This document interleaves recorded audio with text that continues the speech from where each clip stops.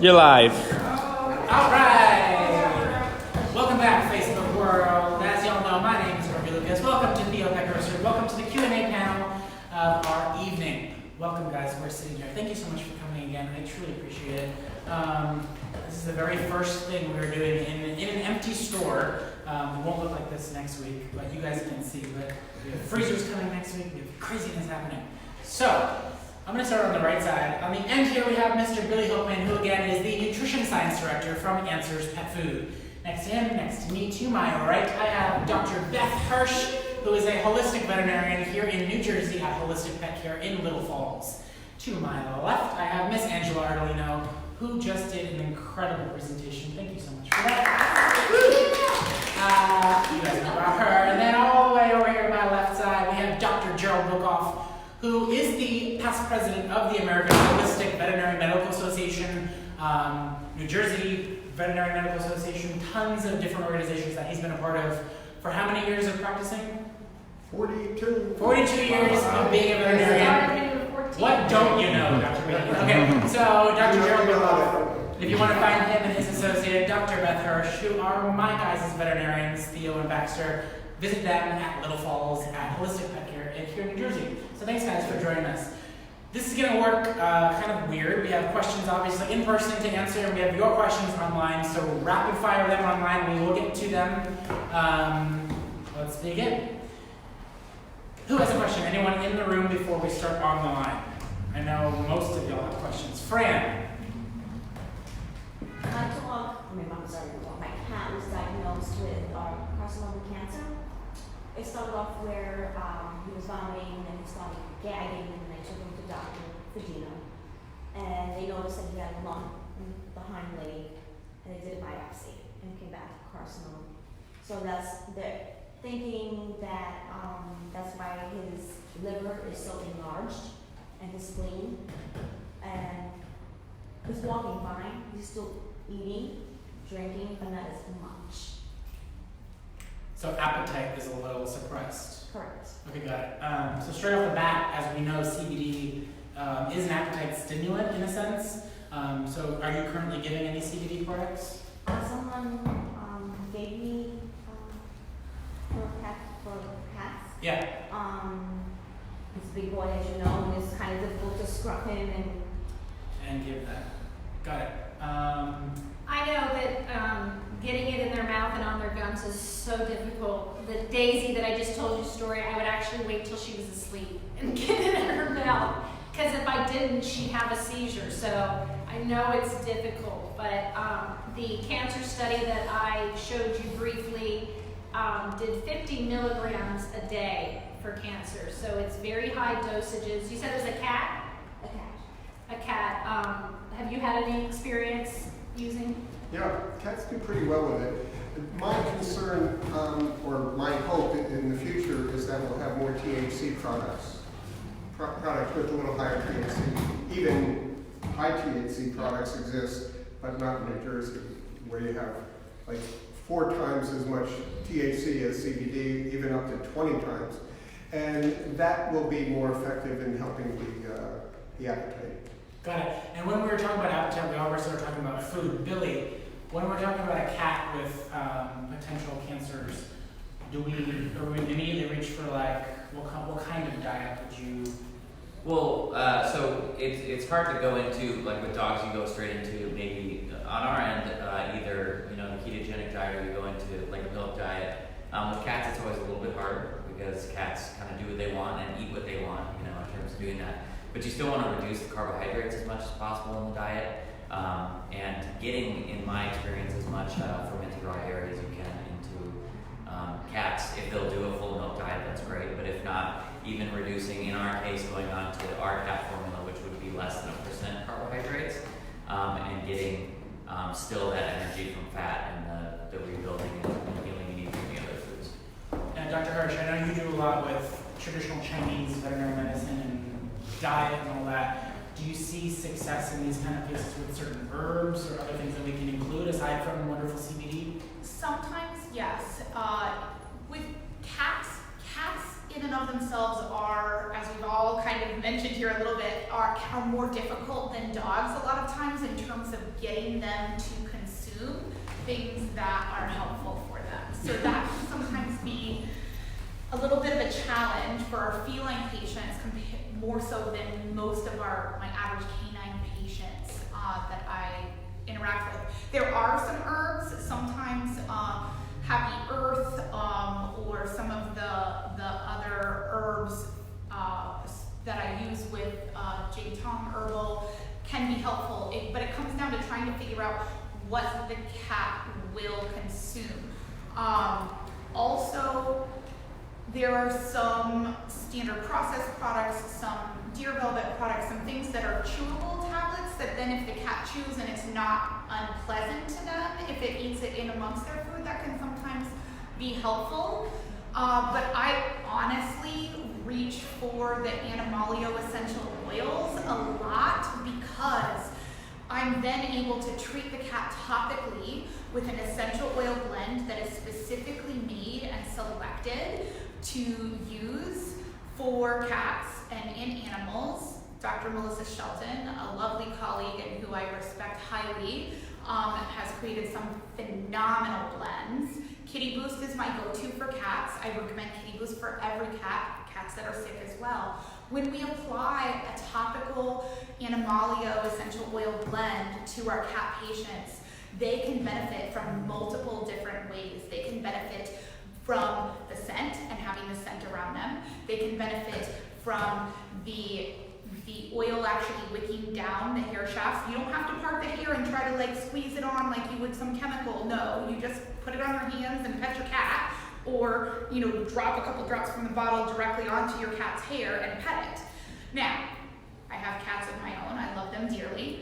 They do not always agree that the essential oil application is their favorite thing, but we find ways and I can do it anyway and sneak it in. And then when they groom themselves, once they get over being like annoyed at you for doing something that they didn't say was cool, then they're gonna go and they're gonna groom themselves off and they're gonna actually ingest some of those essential oils. So honestly, when it comes to difficulty with getting things into them, I love Dr. Shelton's blends as well. And just so you're not overwhelmed right now by all of that information, I will have every single product recommended by all these guys here in the store, so come back in a few weeks.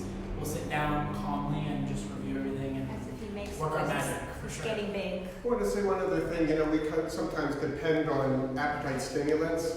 Sometimes if you just pay attention to what the cat wants, and a lot of cats like these bribes like bonito flakes, sometimes they like just fats, the oils.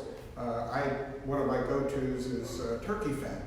But whatever that particular cat really I've tried. loves. Yeah, okay, well, try and And try also this. too, he had urinary tract disease. Mm. So you have to So I'm watch just- what you're giving. Yes, but I don't even think he. But fats in Make it bonito won't hurt the kittens. Yeah. Because I'm scared that his size are getting bigger than when he was diagnosed not even 2 weeks ago. Mm-hmm. When was the last exam you went to with Dr. Fedina? 2 weeks ago.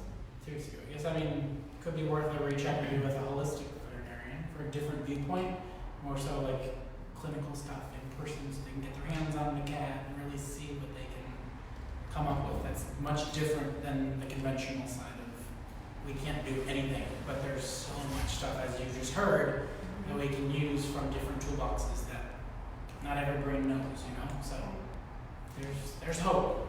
Keep that hope. That's why I'm here. Yes, and we'll talk more. I have a question about maybe birds, small animals, hamsters, and CBD. Do you have any experience with administering that to them?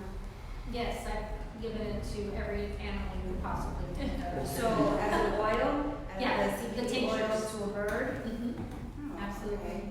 I've given it to a chicken that got attacked by a dog, and I've given it to some of my elderly ducks. I've given it to rats. I have So Anything given with it a to spinal everybody. cord. Anything with spinal cord literally Really? has the Yes, same anything, system. lizards, just about any, not bugs, but just about anything that has a. So I noticed, in your presentation, you said that the dosing is the biggest question, so that's also my question when I have, customers that like have house birds, like parakeets. Right. It would be a question of how much should they try to give their birds, I mean, and how should they give it, like, can't go in their water. No, you can put it on their food. I know birds peck things. My ducks and chickens, I help them put it in their mouth and knew that it would get absorbed in their mouth. So if you can get it in their mouth, you're pretty good. But yes, any animal can benefit from it. Yeah, they determined that the endocannabinoid system is in every living animal practically. I think even some plants. Yeah. I think I've heard of they Well, their own version. It's phytocannabinoids when it's in a plant, and it's endocannabinoids when it's in us. So it's basically the same thing, just different. And they figure that even nematodes have it, and that goes back, 20 million years. Wow. So it's been around, It's amazing. Yeah. at least. Yes. During your presentation, you spoke about how CBD, I'm not sure what the term you used, has a lot of regenerative properties, and it boosts, takes care of a lot of entourage effects. But does THC also do that? Yes. So THC also bring things back to life? Yes, absolutely. So you have to understand that they all work together. The best thing about this medicine is that it basically brings the body back to homeostasis so that it can heal itself. So imagine that you've got yourself or a pet that's completely off and has all these deficiencies, and we can start working on them, and then we can start introducing other herbs, other medicines, other natural things, a better diet, a change in the diet. So it kind of allows the body to take in all these things and start healing itself. So start with CBD and then, Or start with a full spectrum product, so that it has that little bit of THC in it, CBD, and all of those other cannabinoids and compounds that I explained. They all have to work together. It's the whole plant. You don't just want to take out parts. Great. Any other questions from anyone in here? We can even ask nutrition questions, anything. Use the brains that are sitting here. So my dog has immune-mediated thrombocytopenia, and I'm lucky enough to be able to bring him to Dr. Hirsch and Dr. Buchoff. So I'm into all natural stuff. As much as I can give him, I'm there. So I'm very interested to know what can CBD Dog Health do for him. I have Heal and some of the salves are also at home, but right now he's on prednisone and a bunch of other things, so I don't want to just throw a bunch of things at him right now. But going forward, I as much as I would love to be able to, for him not to relapse ever again. So what would be your recommendation, or what information do you have that would help them being it's an immune disease or immune disease? And they're a patient of theirs? Yeah, he's, Yeah, well, they know. That's why they're here. They understand the medicine and how it works. So what would you suggest? I would probably suggest, the Heal product. I I know suggest it's- the Heal, yeah, I know and I we think you discussed already, it. yeah. But I want to know if there's like information that you have, that's of studies that it shows what does it do on the immune-mediated disease. So what is wrong with the dog? He has an Immune-mediated autoimmune thrombocytopenia. disease. So the platelets, the immune system attacks to platelets. Right, so I don't have any evidence on that disease. What I always do when it is a disease that I am not familiar with is that I will look it up and see what its source is and what it is caused from. If it's caused from inflammation, then it's absolutely going to help it, which I'm assuming it is, because it sounds like it's an autoimmune disease, which is what I have. Okay. And autoimmune disease is my disease. I caused myself from stress, anxiety, and occurrence, whatever it is. So imagine that I'm treating my joint pain, but I'm also treating my stress and anxiety at the same time. So even if this didn't completely cure this disease, it's helping regardless. It also isn't interacting or preventing the other medications or anything else that we're doing it from working. If anything, for cancer, for instance, not only is it help in treating tumors and shrinking and killing cancer, but it also stimulates the appetite, which helps someone and helps chemotherapy work better. So often it helps other medications work even better. There's a theory that at least some autoimmune diseases are associated with a deficiency of endocannabinoid receptors. And so it would help, or endocannabinoid stimulation. So it has been shown that at least with some autoimmune diseases, maybe all, I don't know, that giving CBD should help. IBD, IBS, inflammatory bowel disease, has been shown to be one of those diseases, fibromyalgia, migraine headaches. And there's actually a long list of things that we think might have to do with endocannabinoid deficiency. So you add the endocannabinoids, wow, you should. How many milligrams do you recommend to start for that? I'm sorry? How many milligrams do you recommend to start for that? Don't get me started on dosage. Dosage, well, you want to talk about that? The basic dosing? Yeah, that would be fabulous. There's no fear of overdosing. So if I've got a really sick dog, I load them up. I mean, Daisy, that study did 50 milligrams a day for cancer. So. Well, on the other hand, you can overdose. Not overdose that you cause problems, but overdose that it might not have as much effect. So it can go from 0.1 milligrams per kilogram all the way up to 2 milligrams per kilogram. That's a really wide range, and it depends who you are. And a lot of people say start really low and slow and see what works. It depends how urgent the situation is too. I often do what you do and start high, but it might be that a really low dose works even better. Also, what does your pup's diet look like? Oh, he's Answers. Yeah. So He's better than me. anything with like fermentation that can help or alleviate or? Well, the interesting thing about the immune system, and I guess specifically with cancers, is what we're kind of looking more into now is glutathione and its effect on the immune system and how it regulates not only. Sorry, I wasn't sure that. Okay, cool. So in looking at glutathione, so if you look at mammal studies, for instance, you have animals or even the human animal who get a certain boost from one of 3 foods when it comes to glutathione, which actually can show which can actually improve the immune system. So especially there was a study, namely in human children in Canada, where this came through, and that was raw cultured whey. So there was whey, there was raw milk, and there was raw egg whites are really the only things that can exponentially increase glutathione when you're actually eating something. And so that's one of the things that we're looking at in terms of helping the immune system. The other thing we're looking at in terms of helping the immune system is dirt. That's kind of where we're headed in the future. And as far as I know, Answers is the only... Dirt and plants. So, as far as I know, because you can also look at mammal studies and look at the impact of dirt in the immune system, and there's a lot to be said about our, not only humans but animals being far away from dirt and losing all of those soil microbes that you get. So when it comes to Answers pet food, as far as I know, we're the only people who actually purposely keep dirt on our vegetables that are grown in organic soil, and also keep. We have this wonderful duck farm, and those ducks lay eggs in the mud, and we keep the mud on those eggs, so we can actually incorporate that into the product itself. So when you use all of these things together, you can hope to sort of regulate and put the immune system where it hopefully should be.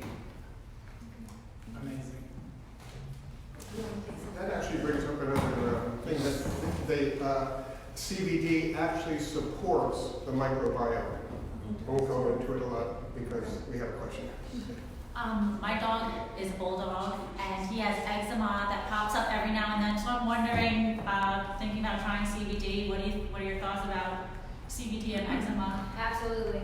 It works wonderful. Oh wow! Remember what I said about them having the receptors in every layer of skin? It works amazing on their skin. With that, would you do a topical salve or would you do an internal I mean, if it's something that just pops up, I would do a salve. If it's something that's happening or it's a senior or geriatric dog, I would go ahead and do both ways. It's a sign that something else is maybe off inside, so go ahead and treat it inside and out. I think I would use a salve. It comes up just every now and then, Yeah. just little patches. So. I've seen a study where giving it orally or giving it as a liquid or giving it as a capsule or giving it transdermally, you get the same effective dose in the body. Amazing. Let's shoot for some online questions. Cool. Oh, can I make a clarification real quick? 'Cause I always, especially when this goes out online, I don't want people to get the wrong information. The dirt I was talking about was from a polyculture farm. So you don't get the same effect if you were to get dirt from, let's say, a farm that grows only corn. So keep that in mind. I didn't want people to be like, oh, I'll just go in my backyard and see what I can find. So this is from a polyculture farm where there's animals, where there's plants, and they create this symbiotic part of it. So anyway. So come back in, don't eat the dirt in your backyard. Especially right here. That's right.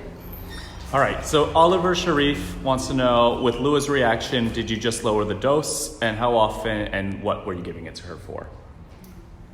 So you I'll start with what we were giving it to her for, and then Alright, and awesome. you can. So Lua had a slight, wasn't too much of an injury, but it was kind of a slight bicep injury that she just tweaked her elbow when she jumped off of the couch. And she never has issues. So this was, of course, as a dog owner, I was like, oh my God, what's happening with you? So of course I contacted Angela, and so I said, what I want to do is, at her recommendation was a higher dose during the healing process. So what we wanted to do was a higher dose. I do a smaller dose now, but I personally, I thought it was hilarious when she was acting like that. I happened to be gone, and my favorite moment from that was my wife called me, and she's like, I'm kind of worried about her because she's sitting in her bed, but she's just staring at the wall. Sounds like me every night. Exactly. So I wanted to be able to do that during the healing process, the larger dose, and then taper off and just do the lower end dose of that. So, because she had never gotten the medicine before, that's the reaction she had. So if we had started a lower dosage and built it up, she wouldn't have had it. I've actually have only seen this happen 3 times with a 0.3% THC product. I have given my own dogs much more THC at my rescue that needed it, like we mentioned, where I've seen static ataxia, but I've never seen it with a 0.3% THC. And I just think that it's because there was such a deficiency, she had never had it before, and that's how she reacted. But I've seen it 3 times happen, and every time the dogs were 13, 14, and 16. So they were very elderly dogs, so I'm assuming... Middle-aged. Middle-aged.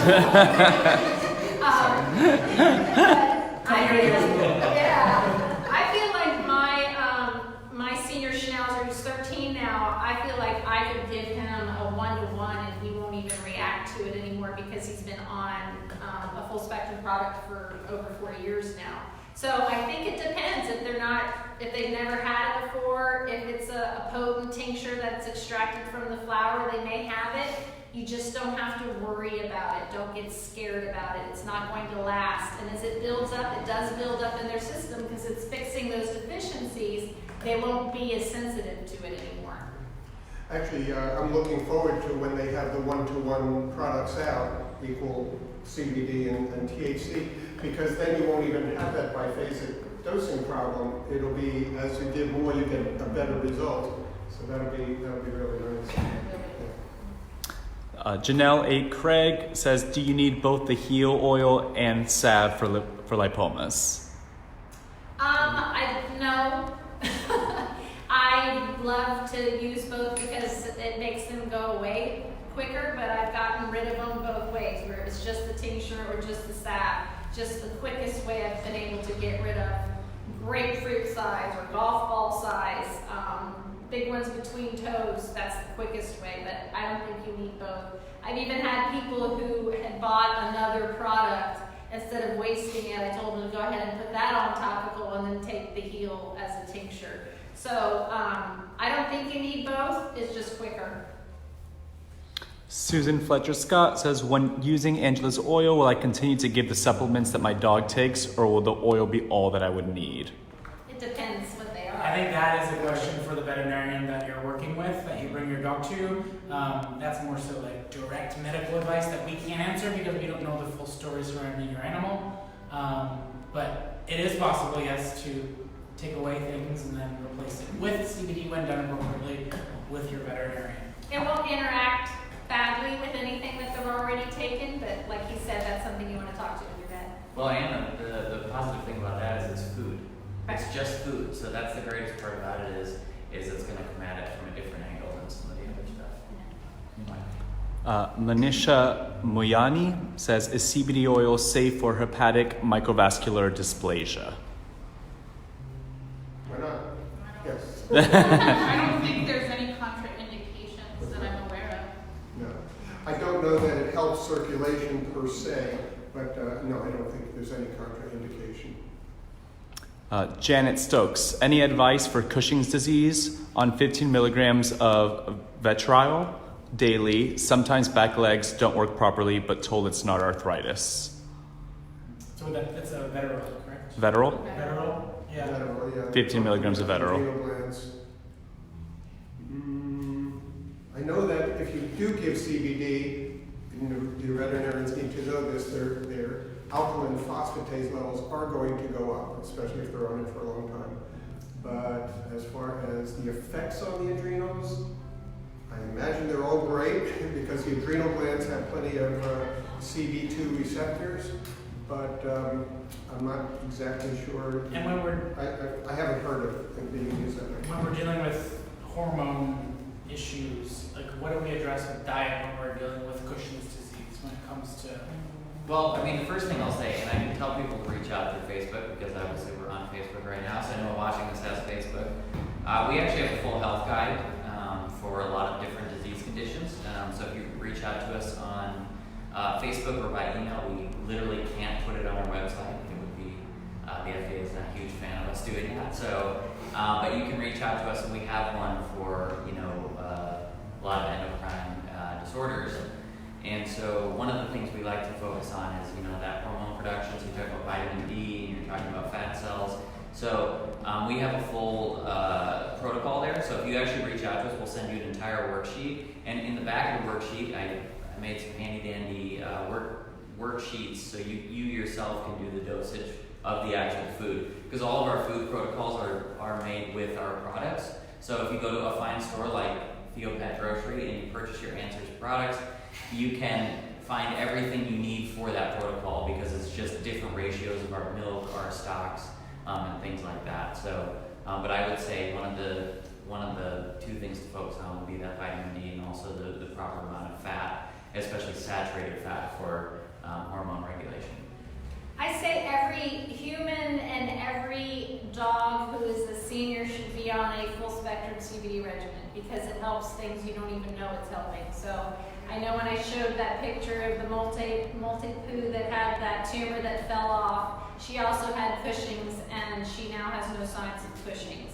So you never know how it's going to help or what is off, or like I said, you bring your body back to homeostasis and you change the diet, you're going to see things start going away. You're going to see them start getting better. Right, I have a lot of unbelieving people who say, how can it do all these things? It's neuroactive, it helps all these things, what is it, some kind of panacea? The answer is yes, because every tissue in the body has cannabidiol receptors. So yes, theoretically, it should be a panacea. It should help just about every malady there is. It's been around for how many thousands of years? And it's why it's being kept from us because it will take the place of so many pharmaceutical drugs. Hemp as a fiber will take the place of the cotton and the cotton industry. So that's why it's being kept from us, is because it's a plant that grows out of the ground and when extracted correctly and taken correctly has all of these amazing benefits. Something I love that's been said is that CBD doesn't do the work, it tells the body to do the work. Yeah. And that was a great way for me to understand that. Since we're talking about Cushing's, she has atypical Cushing's with a good size adrenals. She has very few options. Surgery is super high risk, and she has a nodule adrenal too, so we don't really know what's going on there. You could do a chemo-based drug. She's a patient of Dr. Shea's at the Chi Institute and on a really heavy-duty protocol of herbs. He believes in CBD. My two integrated vets in Florida believe in CBD. Every one of them said, don't do it with your herbs. You're on, Beth. What do you think? I think it's worth a try. I think it's worth a try in conjunction with the herbs. I think that given the hesitance that you've had with some of your other veterinary advice, it would probably be one that I would start slow and work our way up and observe the animal.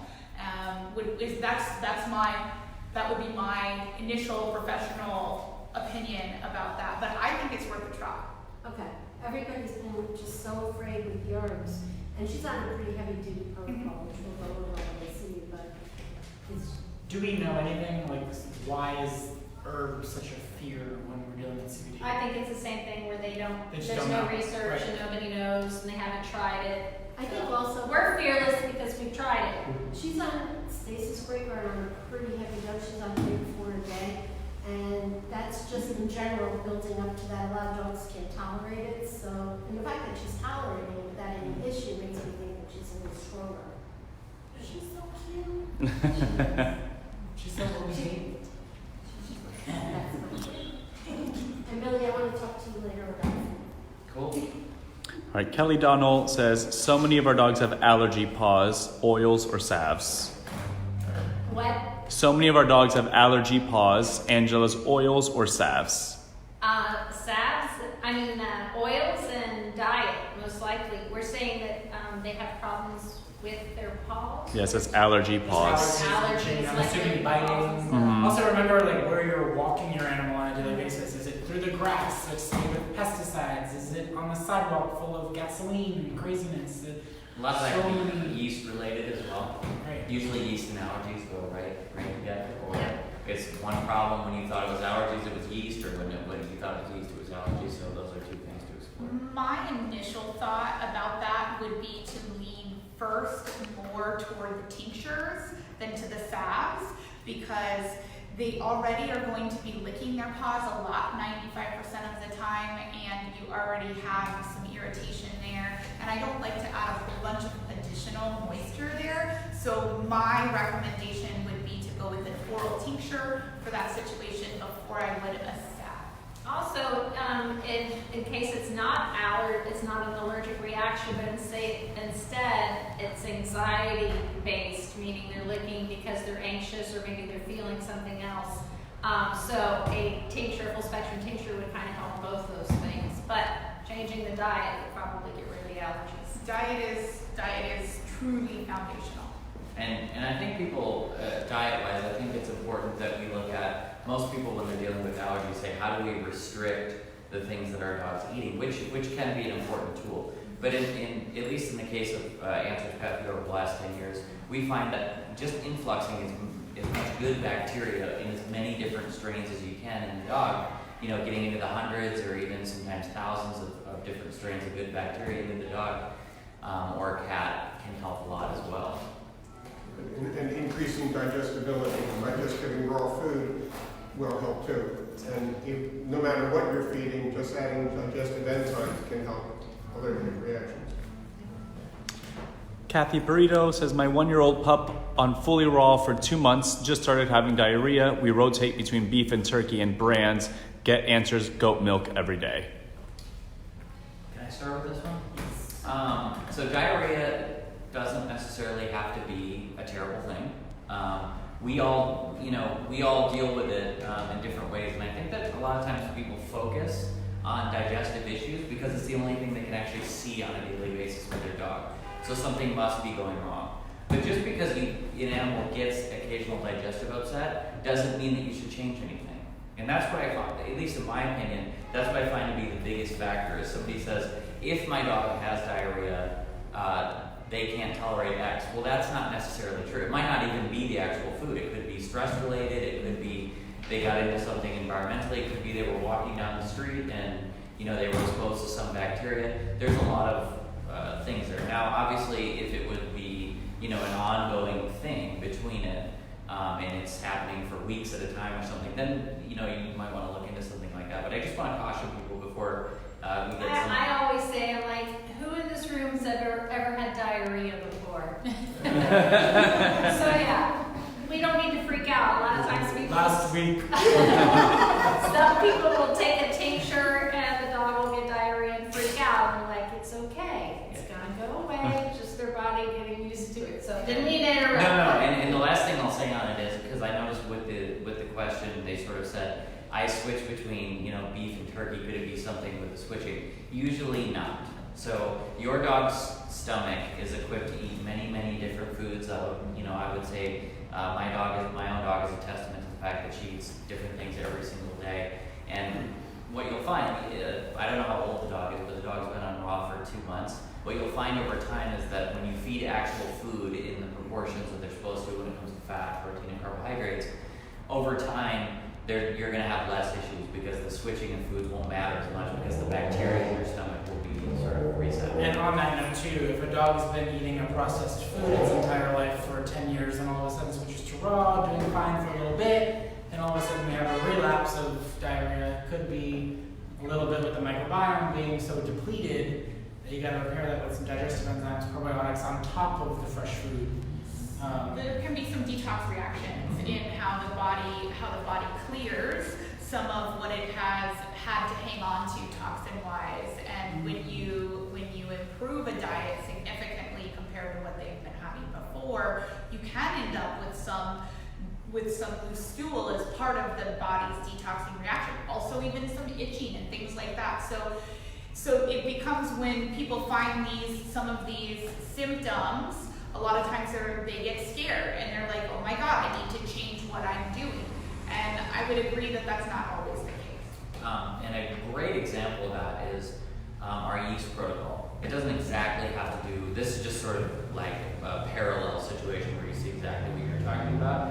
On our yeast protocol, so half of the calories in our yeast protocol come from our keeper because a lot of times you have to introduce good yeast because it's as aggressive as that bad yeast. But that bad yeast has to die. And that's going to cause a whole host of reactions. In fact, in I would say 50% of the cases we deal with, you're dealing with a flare-up that's worse than the actual problem that you came in with, and then you have to kind of work through that problem. And so it's the same thing with diet and those bad bacteria that are in the gut. So if your dog was eating a starchy diet for its entire life, it's going to have a microbiome that is compliant to that starchy diet. Those bacteria have to die. And so that's going to take on a lot of forms. So most of the time, just keep doing what you're doing and it should wear itself out. Getting back to diarrhea in general, you're exactly right that diarrhea is not necessarily a bad thing as an acute problem. And in fact, probably well over 97% of acute diarrhea, just lasting a day or two, is due to stress. This is a medical reality.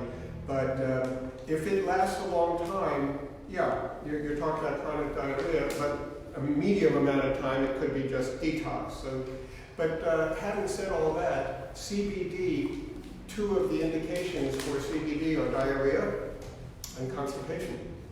So it could be useful in those cases. I know when I switched, I have a lot of dogs. So when I switched my dogs to a raw diet, it literally was a shit show. I have 7 dogs, and I mean, it literally was like... I just got that.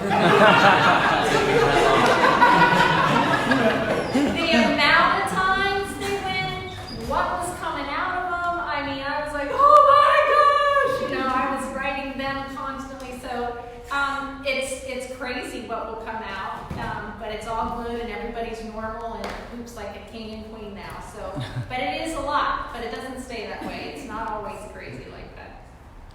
Susan Fletcher Scott, what is a good pre and probiotic for my dogs, and how often should I detox my dog? Before we answer that, what's our time on this? Does it have a timer? It does not. Do you want to know just the time? Yes. 6:36 right now. Perfect. Okay. We're good? Can you So what is a good pre and probiotic for my dog, and how often should I detox my dog? So, I mean, my first go-to for pre and probiotics would be Answers Fermented Goat's Milk. one of the simplest ways of getting something delicious that they're going to want to eat extra into their diet. Of course, there's so many products on the market today. There's a lot on the market today. What I like about the Answers fermented raw goat's milk is that it is it's alive. It's alive, and it's it's a fresh food that's kept frozen, and it's not something that is sitting on a shelf, and we don't have as many. So that's that. I think that's a pretty first choice too. I would agree with Gregori. For me in that regard, how often to detox animals, it depends upon your situation and how, and you should work with your veterinarian, ideally a holistic veterinarian if you have that opportunity for your particular animal's needs, because a 13-year-old dog that's never been detoxed before in its life is going to be a little different path than a 9-month-old puppy. So I would say that in general, our recommendations here, once we have things under control, and you have to be careful, you don't want to detox too fast, too hard sometimes, because that can be hard on their system. But when you're doing supportive things and then you're trying to maintain a detoxification to maintain general health, we generally recommend every 3 months, so 4 times a year. And I like that about Answers as well. Just a few interesting things about raw dairy, because obviously, raw dairy is one of my favorite things in the world. But one, fermented foods actually contain their own prebiotics. It's a really great system of how those bacteria work for themselves. The other really cool thing to point out about raw dairy is that 1/3 of the product itself is not digestible by the host animal. So if it's a baby cow drinking milk, if it's a baby goat, if it's your dog, if it's, it's not digestible. Now you think to yourself, how does this make any sense?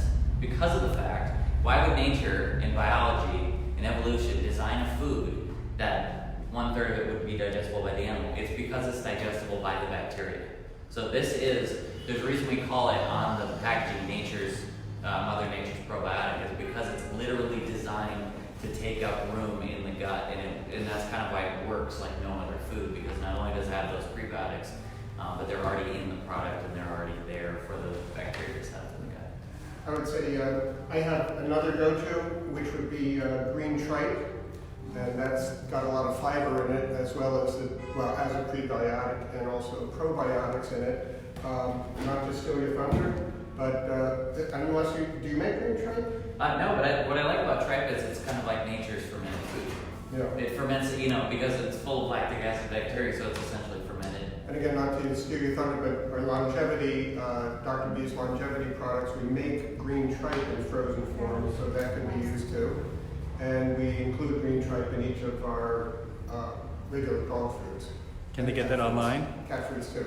Yes. Online? Where do you get it? Dr. B's drbslongevity.com. And if you visit Dr. B's website for longevity, you can also see the store locator, because maybe there's a store in your area that you're unaware of that does carry Dr. B's product as well. It's amazing food that we'll have here at the Pet Grocery too. I'm also a big fan of Adore's Beast Free and probiotics, phytophthora, and digestive enzymes also along with. Did you know I ate that product? Yes, you did. I ate dog poop.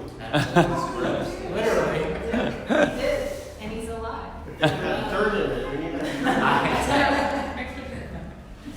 Oliver Sharif says, is it better when giving a higher milligram CBD like Keel to split the dose between morning and evening, or does it matter? Absolutely. The more you can split it up, the better.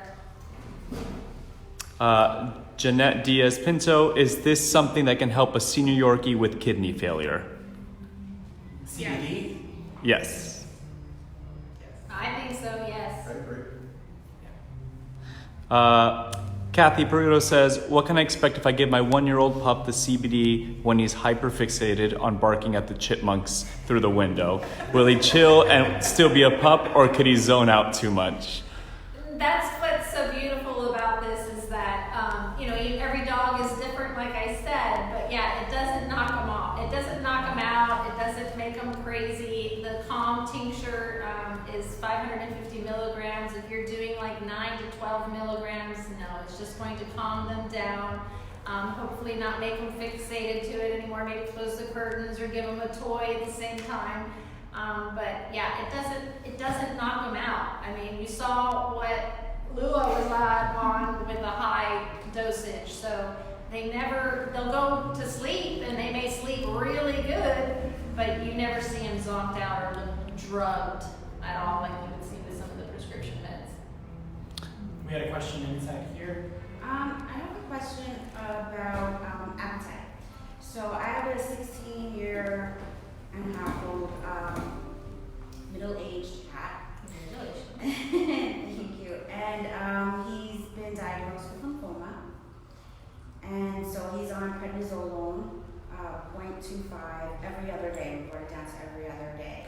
And I've been giving him CBD oil every other day, but I'm going to up it now. But we've noticed that his appetite has really increased. From the tread as well. And I'm just a little concerned about now him going to the other side. Now he's eating too much, like his belly is extended or on the side because he lost a lot of muscle mass when he was getting sick.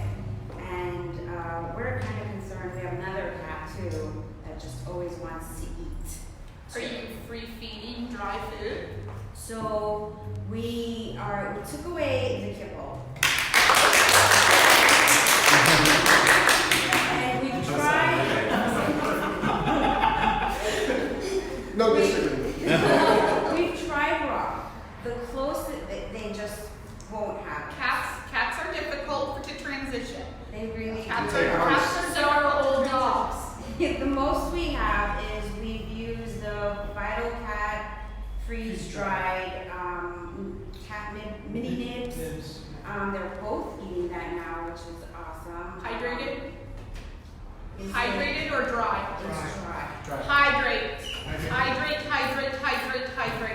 Okay, so. Hydrate. What's the other one? Sorry. Should they hydrate?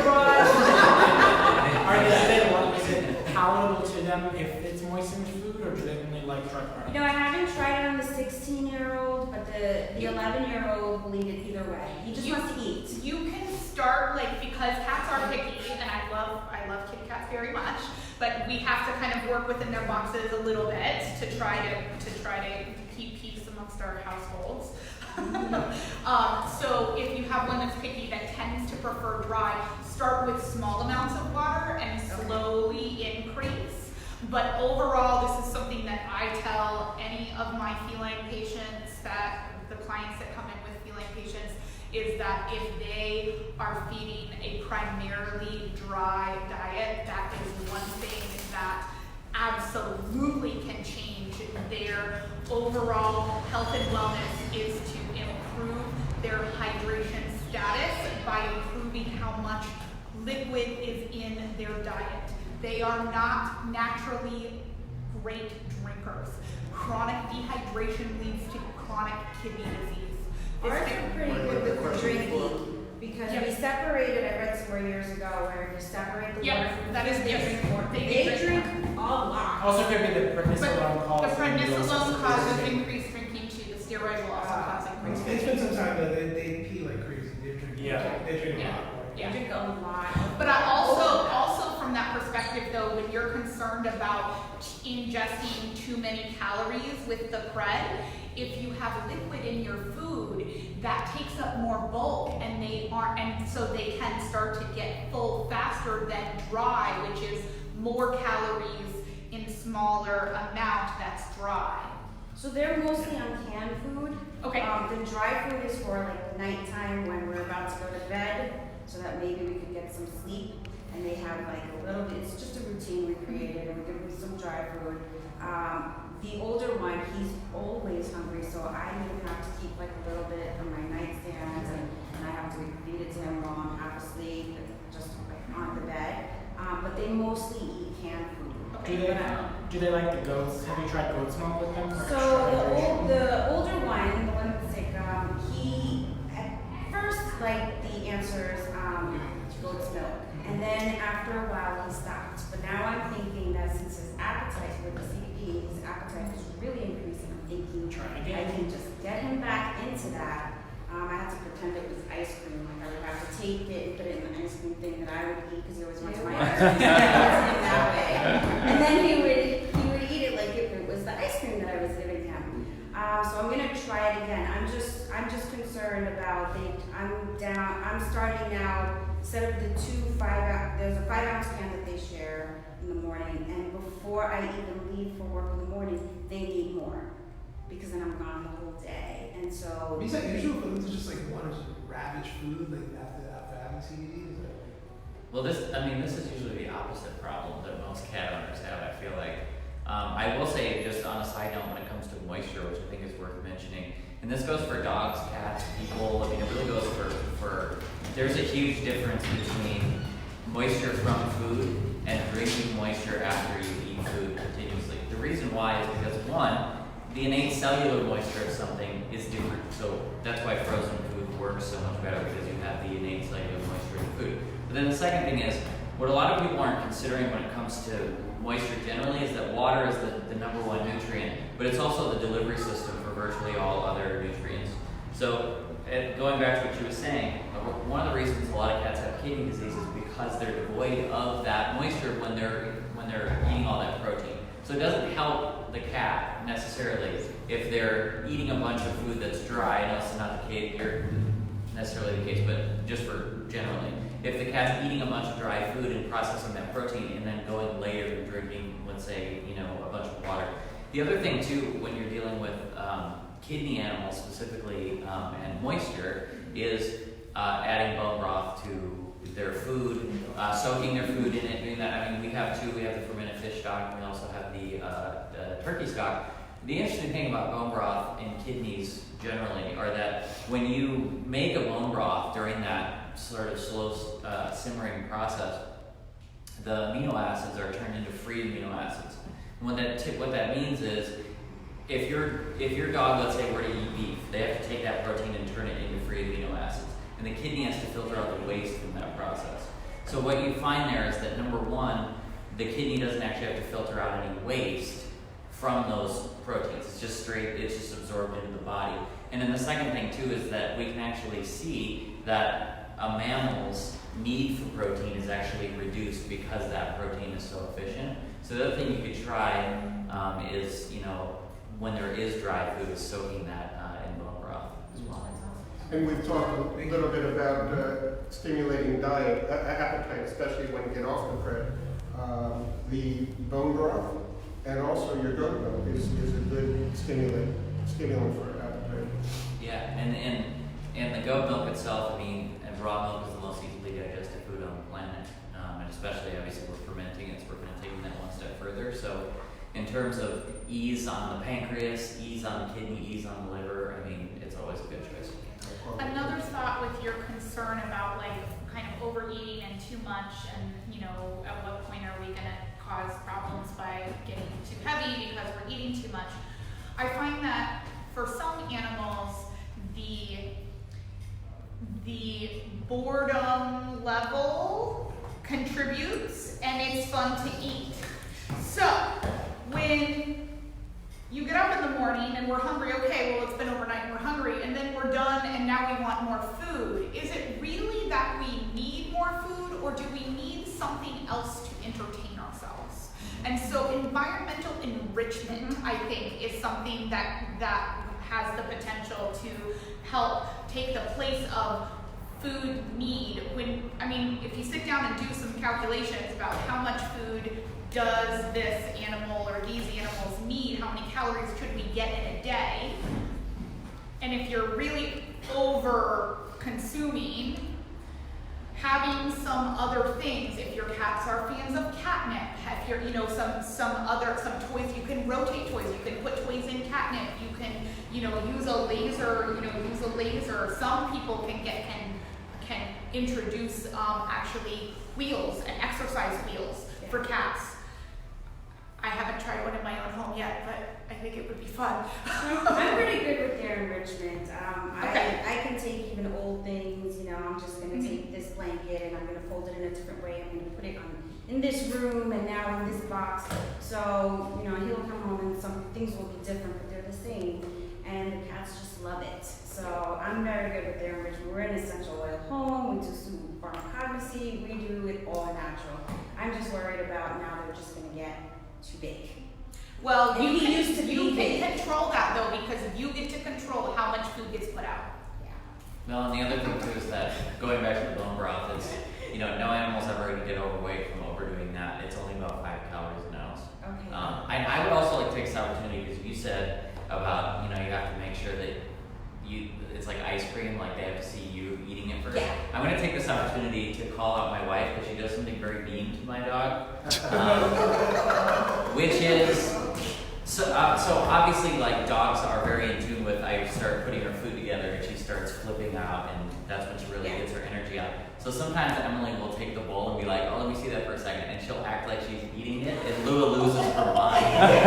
She's like, so that's kind of mean, and I just thought publicly I should call her. Another thing that I thought of, and I'm sure you hear this more than I do, but like you said, that they didn't like the raw food or whatever. My old dog didn't touch the food for 3 days. I know he's not going to die. I know that he is a spoiled brat. I know and now he eats it like crazy. So keep that in mind. A lot of people will go, I tried raw and they wouldn't touch it. You got to get used to it. If they were used to one thing and now they're doing this, it's even adding water to food. They'll be like, wait a minute, just. So keep that in mind. They're not going to starve to death. Has any dog ever starved to death because they didn't eat their food? No. I didn't think so. I can go, I think, 57 days without food. So keep that in mind when you're trying something that you know is good for them and they are being picky. They're not going to die. However, we don't want to refuse food from cats for too long, Cats have problems. because we can cause death. So, Dogs. rather quickly. Especially overweight. Oh, yes. Well, and side note on that, my favorite story with and I think this is kind of counter to how we treat animals, especially here in America or in cities, I think more than like rural farm dogs and stuff, was the dog that the farmer in Australia who had the dog who lived to, I believe it was 31, was being interviewed, and they said, what was your daily feeding routine? And lo and behold, it did not surprise me that this animal lived on a dairy farm and drank raw milk every morning for breakfast. But he said, we would be milking in the morning, and the dog's breakfast every morning, the dog would come in and would get this big bowl of raw milk. And the best thing that the farmer said was, and if the dog didn't come in, I assumed she wasn't hungry and she didn't get breakfast. and like, because here we are in a lot of cases, like, oh my God, it only eats from my hand, and I have to like do this while I'm doing it, and sing a song. And so when it comes to dogs, I think it's good to just be able to sometimes give them that tough love and say, hey, look, the food's down for 20 minutes. If you don't want it, cool, it'll go back up, and then you don't get breakfast or whatever. I have a pug, so I don't have that issue. She'll literally eat anything. And then there's some interesting data too on intermittent fasting and the health benefits of that. So maybe you just induce that during the process as well. Krista Fox says, I've read that there's some problems with certain heart medications and CBD. Is that true? If so, which medications? Which medications? Or are there any other medications that are known to have problems with CBD? No, I don't know of any. No. What about, we had a question that I saw on the Facebook platform a few days ago. Leading up to an anesthesia event, say an animal has to go under anesthesia, is there any reason why we would stop CBD use before anesthesia? Well, as you showed in your slide, you sometimes have to use a little bit more anesthesia if you're on CBD, but it's not a harmful thing. And I think it's something you definitely want to talk to your vet and make sure that they know so that they're aware of it. I wouldn't stop it. Yeah, and my thought would be it just would depend upon if there was concerns with the delicacy of an animal under anesthesia and you wanted to minimize the amount of anesthetic needed, then maybe stop it for a day or two, but not before. But overall, not. Any human products you recommend? Nope. As long as it's full spectrum, same rules. Exactly. Same rules as picking a pet product. There's just so much more in the human with flavors and adding things and whatever. But you're welcome to message me and I'll tell you. Also, you can't necessarily say it, but I will. I consume the heel tincture pretty much on a daily basis in conjunction with my medical marijuana, and it makes all the difference. So that's the product that I use. A lot of times, people will take our dog tinctures and see that it made a difference. They felt something, so then they know that it will work on their pet. But there are definitely some amazing human products out there. I just will share it privately. All right. Lori asks, my pup has scars on her back from what we believe were burns from the cautery plate used during her laparoscopic spay. It has been over 6 months now and her hair is not growing back. Do you feel CBD or anything could possibly help rejuvenate the hair follicles so the hair would grow again? Yeah, probably. I Worth a think it's try. worth a try, yeah.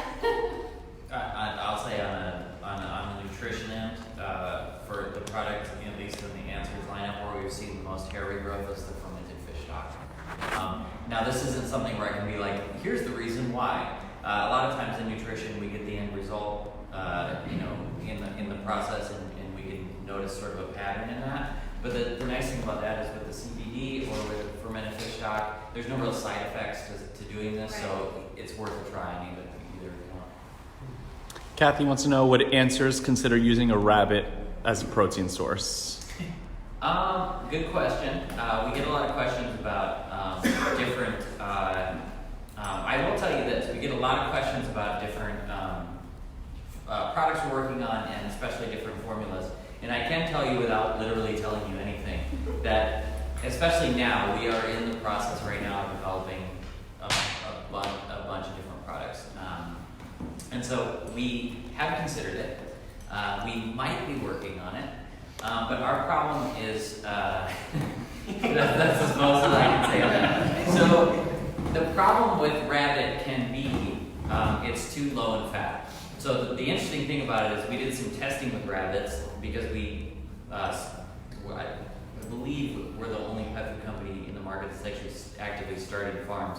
So we actually tested out some rabbits, and it was funny because we wanted to do it differently. We wanted to feed them a more species-appropriate diet than rabbits are raised, and they came back even lower in fat than the commercial rabbits that you buy. So we said, okay, this can be an issue there. So yes, we are definitely considering it. The other part, in terms of that, is you have to consider the heating and cooling aspect of it. So you don't want to add anything to it that would maybe throw that off for someone who's using it for that specific reason.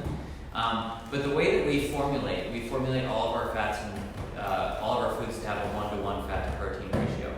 So what that means is that we're doing it differently, and we have to sort of take different cuts of meat and fat and add them together. So what we have to do is experiment with the type of fat to add to that, because again, you want fat with your protein when you're in the digestion process, because if a diet is too low in fat, the body is going to use protein for energy, and the byproduct of that process is nitrogen, which is very, very hard on the kidney. That's probably why you've heard that raw diets are hard on the kidney, but not if they're done correctly. So in our case at least, which I can obviously only speak for Answers, we're doing that 1-to-1 fat to protein ratio so they can use fat for energy, which the byproduct of that is water. So it's very easy for the body to get rid of, and then protein to rebuild and do other things. So the short answer is yes, we would consider it. Sharon wants to know, did you say the use of a whole plant is best? Absolutely. Whole plant extraction. Full spectrum. And what that means is not the entire plant, but the entire flower or all of that all of the compounds of it. So a lot of people think that you mean the whole plant gets thrown in there, just meaning that it's using all of the compounds of the entire plant. Janelle Craig, my dog has cervical slip disc at C6, C7. Surgery was not recommended. Drags from front paws and stiff joints. Eats Answers daily. Would acupuncture be helpful? So let's move to a veterinary acupuncturist and chiropractor. Yes. Yes, acupuncture is likely to be helpful. Chiropractic is also likely to be helpful, although needs to be approached carefully and cautiously in order to be most safe and effective. Long toenails are also a concern. That's a pet talk of mine as well, because long toenails are a significant influence of posture. And when you have toenails that are too long, it's like wearing high-heeled shoes that the animal can't take off. When you have that postural situation as a quadruped with 4 legs instead of how we use 2, it puts a lot of stress on the low neck as well as the low back. Not to also mention other joints, including the stifles, increasing the highest number 1 ligamentous injury that we see in dogs, which is cranial cruciate ligament injury, increases significantly with long toenails. If you can hear your dog's toenails when it is walking on a hard floor, your toenails are too long. So toenail trimming is a really big deal as well, and if you aren't dealing with that and you have these sorts of problems in this sort of area, you're doing your animal a disservice. But not just any toenail trimming. Not just any toenail trimming, this is true. So functional toenail trimming is where you actually shape the toenail differently than just using a clipper to clip the tips, which is what 99% of groomers do. Mine doesn't. Most groomers do, just clips. And the majority of what people do when they say they've had their dog's toenails trimmed is just a clipping. Functional toenail trimming is where you actually weaken the dorsal part of the nail, where the strength of the nail comes from, and you shape around the quick and get weakened so that then that quick has the ability to back up some in between trims, and the nail can wear some in between trims as well. So functional toenail trimming also tremendously helpful for any dog. This does not apply to cats. Cats have retractable nails.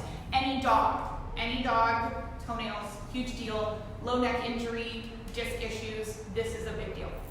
And I love using full spectrum CBD medicine with something like that because you get rid of inflammation first, so then you get the chiropractic adjustment or the acupuncture or hydrotherapy. I also have seen wonderful. I live on a lake, so I do my own hydrotherapy. Yeah. Is wonderful. So using those in conjunction Cold laser is also a very good treatment modality. I use some Chinese herbs on some of these cases as well, depending on each case's situation.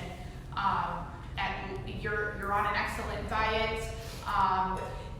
The chiropractic piece is big. The atlas, that first cervical vertebra right behind the skull, is tremendously important when it comes to dural torque, and because where the dura, the tough covering that surrounds the spinal cord, attaches is on that first cervical vertebra, the atlas, right behind your dog or cat skull, and that is making sure that is moving well, even though that's not the direct injury of a C6, C7 location, is going to tremendously help turn on that body's ability to heal itself and improve your dog's nervous system's responses.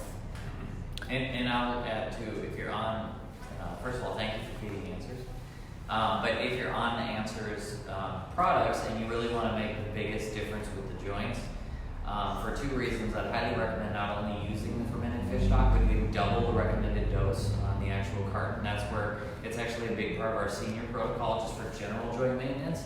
But that's where we've seen the biggest turnaround in terms of mobility. One, well, it's really for 3 reasons. The first reason is you get all of those joint nutrients that are just innate in bone broth, so the glucosamine, chondroitin, all those things that are needed to rebuild or maintain joints. The second part is the anti-inflammatory part of the omega-3 fatty acids that are just in those raw fermented sardines. And then the third part is, and we know this, it's actually interesting because we were approached by a company that measures, that looks at the microbiome of animals and measures certain bacteria. We know that within the fermentation process, the fish stock is actually very, very high in a certain type of bacteria that actually prevents inflammation. It's actually really, really high in that bacteria. And so if you do double the recommended dosage, you should see within, I would give it about 6 weeks, but I think you'd see a big difference in that too. Susan Fletcher, I currently use Answer's fish stock and their turkey stock. I also give green tripe. I alternate fish stock and turkey stock, but always give green tripe with each meal. Is that too much pre or probiotic? No, that's great. You can't really get, there's not really such thing as too much when it's innate in the actual food.